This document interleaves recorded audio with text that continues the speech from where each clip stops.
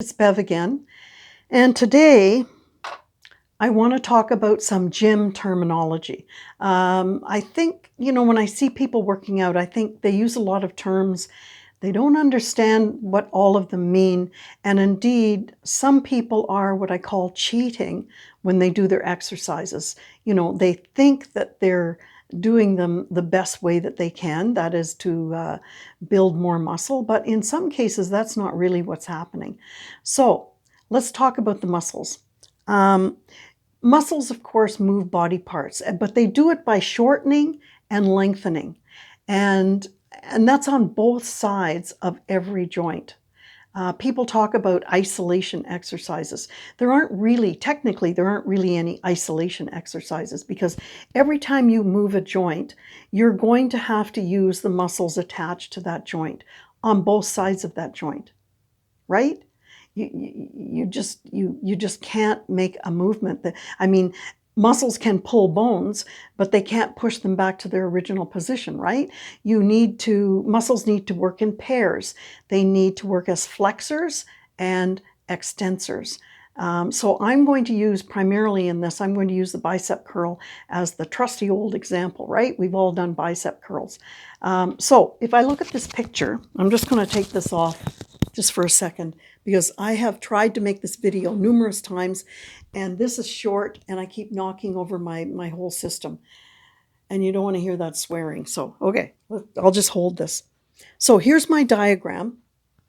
And if you look at this diagram, you can see an arm here, the weight is here, and it's going to flex up or it can extend down. I hope you can see this.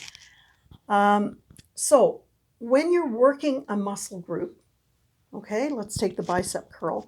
You're exercising the biceps, right? But there are primary movers and secondary movers.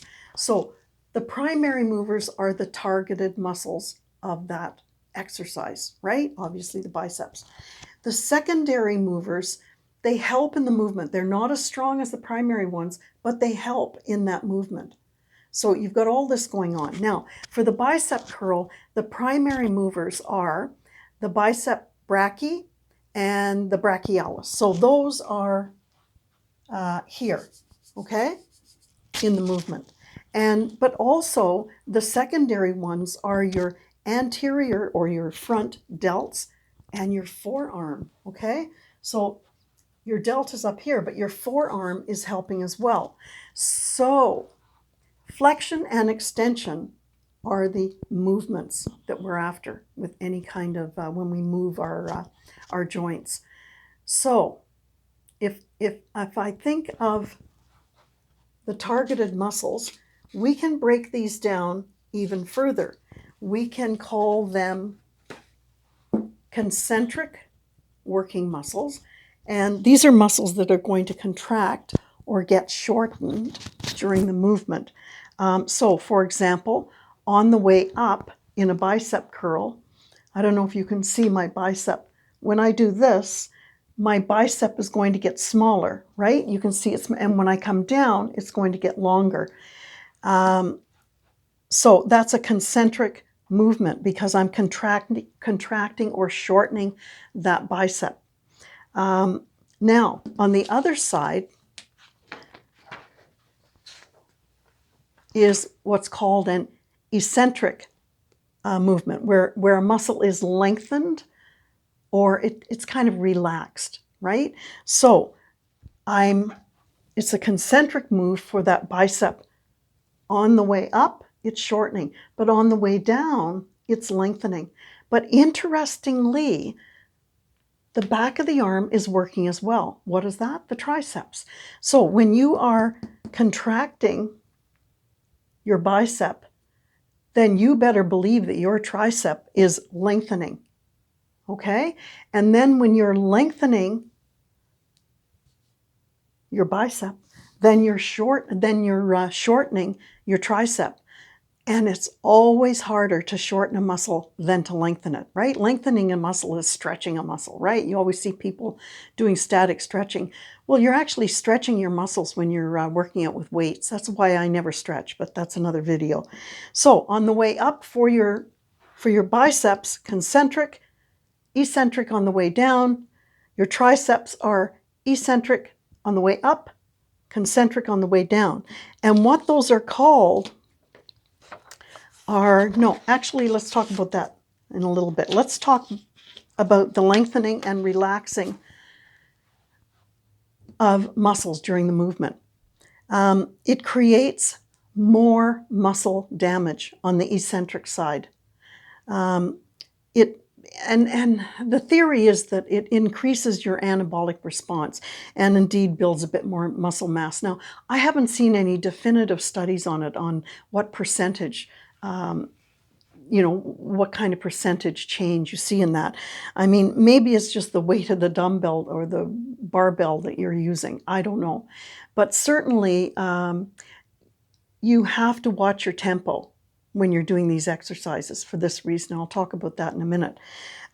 So what I want to talk about is another term used, which is agonist and antagonist.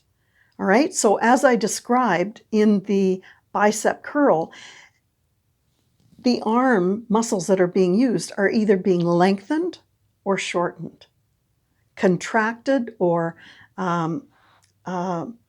relaxed. And these are muscle pairs. And in a bicep curl, the biceps and triceps are agonist and antagonist muscles. So when one is an agonist, it's contracting, and the other one is an antagonist, and it's lengthening, and vice versa. So they kind of work together, okay? So keeping all this in mind, I hate it when I see people cheating when they're doing their curls. Now, they could be doing that in a number of different ways, right? Maybe they're lifting really heavy weights and they're doing this. Well, imagine, as soon as you do that, are you just using your elbow? No. Let's say you've decided you're going to lift this really heavy barbell and it weighs 50 pounds, right? But, it's too damn hard to get up just, using only your elbow, which you're supposed to. So here you are, you're just pushing that thing up, pushing that. I kind of call that a weight leakage problem, because all of that weight is not being directed to the muscles that you're trying to target, these primary muscles, right? The biceps and the brachialis. You are bending at the hips. So if you don't think some of those muscles down attached to your hips aren't helping you raise that barbell, you're wrong. So I call that kind of a swinging problem, right? A cheating swinging problem. You could call it momentum. Some people, they bounce, right? You see them doing this.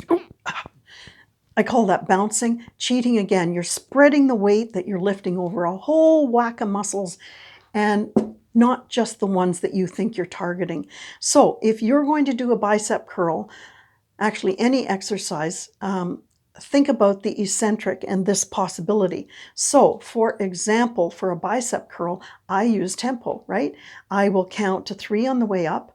1, 2, 3, and I will rest for 1 second at the top, and then I'll count to 4 on the way down. 1, 2, 3, 4. Rest at the bottom. I don't come partially down, I come all the way to the bottom. I only bend at the elbow, and you don't have to keep your elbow stuck into the side of you. Whatever your anatomy allows you to do. My arms kind of go out a little bit at the elbow. So when I'm doing a curl, my arms are kind of faced out this way a little bit. I don't care. It's still good for me. If I'm like this, I can't even lift it up. So just stand naturally with your arms like this and just count to 3 on the way up and 4 on the way down. If you're into power, you can come up fast if you want, but I'm talking about strength building here, okay? So I hope that these terms make a bit more sense. primary and secondary movers, concentric and eccentric, the lengthening and shortening of muscles, and agonist and antagonist. Okay, so I'll see you in the next video. I'll probably load this one on, I don't know, I might put it on both Instagram and YouTube. But anyway, see you in the next video. Have a great day. Bye.